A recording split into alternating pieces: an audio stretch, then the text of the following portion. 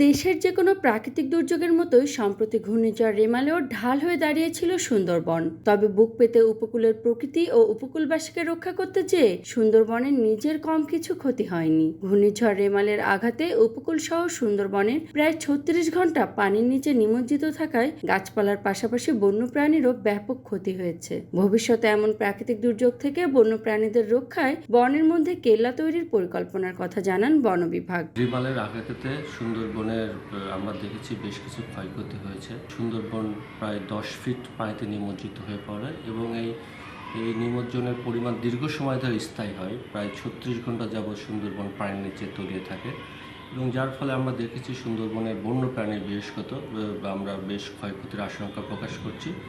আর আমরা চিন্তা করছি যে যেহেতু ক্লাইমেট চেঞ্জের প্রভাবে সুন্দরবনে ঘন ঘনই জলোচ্ছ্বাস কিংবা ঘূর্ণিঝড় আসছে, কাজে সুন্দরবনে যে সমস্ত বন্য প্রাণী আছে, বাঘ, হরিণ, বন্য শূকর, যাতে জলোচ্ছ্বাসের সময় তারা নিরাপদ একটা আশ্রয় পায়, এই জন্য আমরা সুন্দরবনের অভ্যন্তরে বিভিন্ন স্থানে মাটির উঁচু কিল্লা তৈরি করার পরিকল্পনা রয়েছে।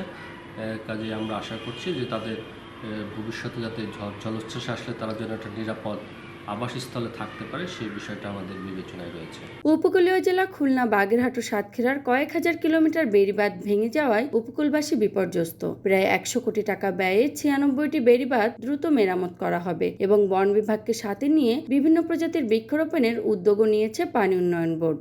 এবছর আমাদের যে উপকূলীয় অঞ্চলে আমার প্রায় 2500 কিলোমিটার বেড়িবাঁধ, তার মধ্যে ঝুঁকিপূর্ণ এলাকা আমরা ধরি যেটা সাতক্ষীরা, খুলনা, কয়রা, ভটিয়াঘাটা, এই অঞ্চলের যে বেড়িবাঁধ এবং বাগেরহাটে এই অঞ্চলের বেড়িবাঁধগুলো বেশি ঝুঁকিপূর্ণ। আমরা এই জন্যে ঘূর্ণিঝড় শুরুর আগেই আমরা এই বাঁধগুলো মেরামতের ব্যবস্থা নিয়েছিলাম এবং ঘূর্ণিঝড়ের সংকেত পাওয়ার সাথে সাথে আমাদের লোকজন কিন্তু মাঠে ছিল, যার কারণে এবার আপনি দেখেন প্রায় 20 ঘন্টার উপরে ঘূর্ণিঝড় তার তাণ্ডব চালাইছে, তারপরেও কিন্তু আমাদের অত ক্ষয়ক্ষতি হয় না। অ্যাকর্ডিংলি ওনাদের নির্দেশ মতো বেড়িবাঁধগুলো সুরক্ষার জন্য যা করা লাগে আমরা করেছি।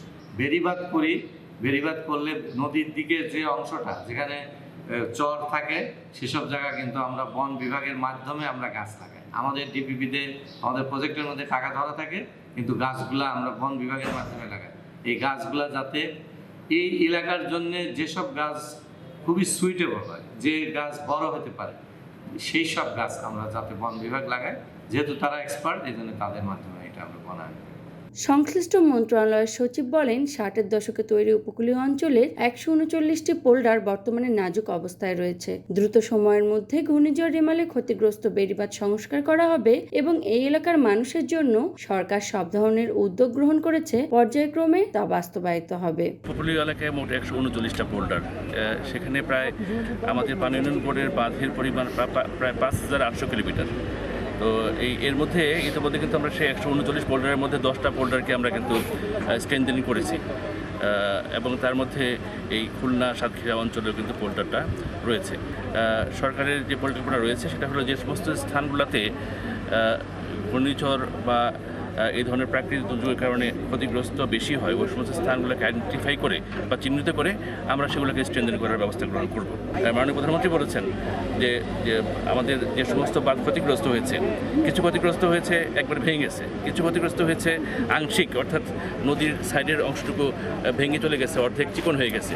তো ফলে ওই যেগুলো নাকি ক্ষতিগ্রস্ত হয়েছে আংশিক অথবা পূর্ণাঙ্গ, সেগুলো যেন সামনের বর্ষার আগে আমরা যেন আবার মেরামত করে আগের জায়গায় নিয়ে আসতে পারি, সেই জন্য মাননীয় প্রধানমন্ত্রী আমাদের নির্দেশনা দিয়েছেন।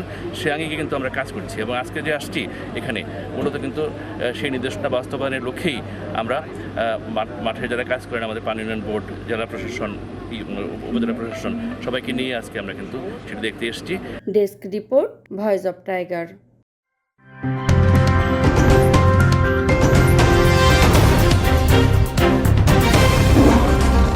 Voice of Tiger.